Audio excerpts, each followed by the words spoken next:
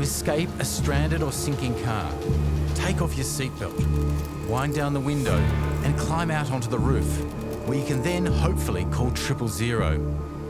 And if your electric windows won't open, use the headrest from your seat to smash the glass.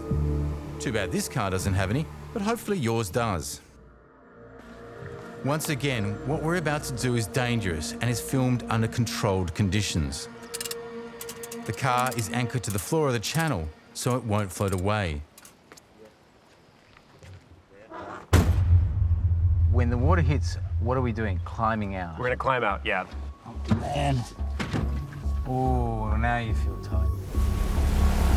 So this car's locked down. So if you weren't in this car, you can get picked up. Yeah, you get picked up, you'll float immediately. If you think, regardless of how much your car weighs, how much of it is touching the surface? Only the parts of your tires. So even like a four-wheel drive will get picked up. It doesn't matter. Why do people go in then? Why do people do it? Mostly because they see somebody ahead of them do it, or they just are hoping for the best. They get seduced into, that they can make it, and they've got four-wheel drive. An average car will actually begin to move in as little as 15 centimetres of fast-flowing water. Okay, this is starting to get a little... So what do we do now? So if you were in a real channel right now, Yes. The first thing you need to do is take off your seatbelt. Seatbelt off, okay. First thing you do. Seatbelt on. Seatbelt off.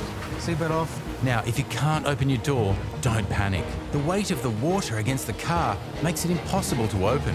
The next thing you want to do, unlock your doors and roll down your windows Unlock before door. electricity. What happens if you do have electric windows?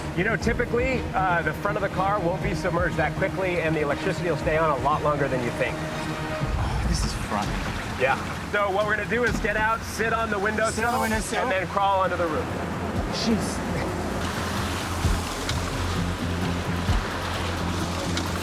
So even here is better.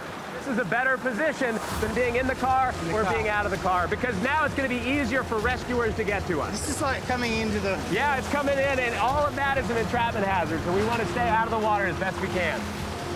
So once we get up here, now's when we're going to call EMS. Now when you're So when you're on the route, you don't call before. You want to get out.